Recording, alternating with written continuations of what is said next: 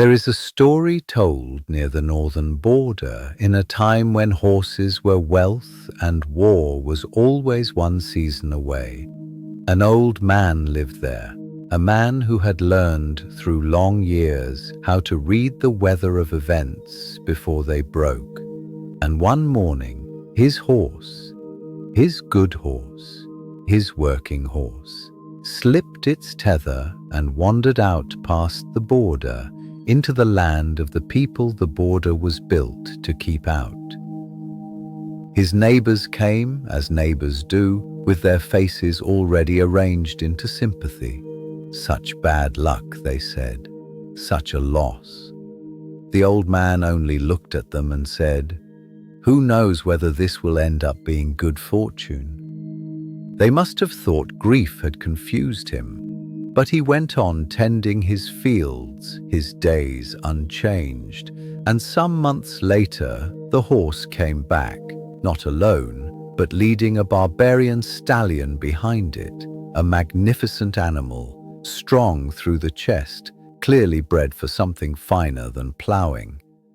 The neighbors returned, this time with congratulations.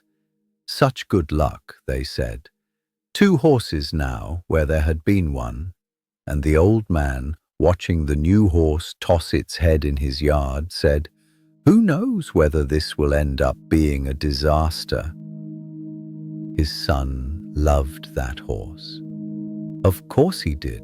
It was fast, it was proud, it was new. He took to riding it every chance he had, and one afternoon it threw him, and he came home with his hip broken in a way that would never fully mend. He would walk with a limp for the rest of his life.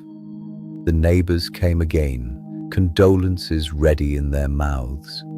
And again the old man said, "Who knows whether this will end up being good fortune?" A year passed. Then the invaders came, sweeping down across the border the way they always eventually did, and every young man in the region who could still stand and hold a spear was taken to fight. 9 out of 10 of them did not come home. The old man's son, because his hip had never healed, because he could not march, because he could not ride into that particular war, was left behind.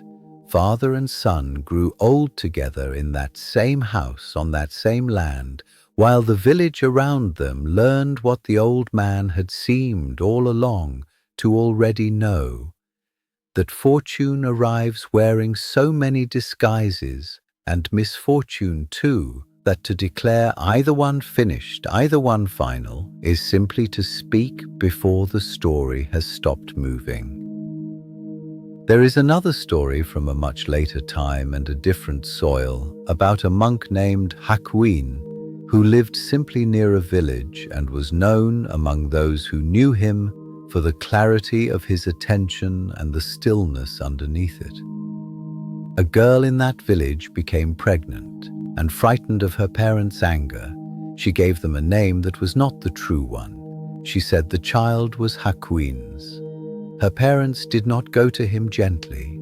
They came with the infant in their arms and fury in their voices, laying the accusation and the baby both at his door in the same motion. Hakuin listened to all of it, and when they were finished, he said only, "Is that so?" Then he took the child. His name, built over years of quiet discipline, came apart in the mouths of the villagers within days. Men who had once bowed to him now looked away.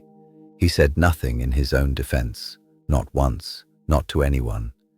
Instead, he went from door to door in the mornings, asking for milk to feed a baby that was not his, absorbing the shame of it the way a field absorbs rain, without argument, without complaint. He raised the child with the same unhurried tenderness he brought to everything else. A year turned, and the girl, worn down at last by the weight of her own lie, told her parents the truth, that the child's father was a young man from the fish market, someone she had wanted to protect, someone she had let Hakuin shield in her place. Her parents came back to him then, mortified, bowing low, apologizing in long, unbroken sentences, asking humbly if they might have the child returned to them. Hakuin handed the baby back. "Is that so?" he said again, the exact same words, the exact same weight, as though no accusation and no vindication had ever passed between them at all. Between the old man at the border and the monk at his gate, there is a single thread, thin but unbroken. Neither one rushed to meet the news of the day with a verdict. The horse ran off. Was that ruin or was that mercy? The child arrived unasked for. Was that disgrace or was that grace? Praise came and blame came, wearing such convincing costumes, insisting so loudly that they were final. And both men simply watched them arrive, watched them do their work, and waited to see what they would become. Not indifference. The old man still loved his son. Hakuin still fed the child through the night. Only a willingness to hold the moment loosely, since the moment was never finished revealing itself and never would be.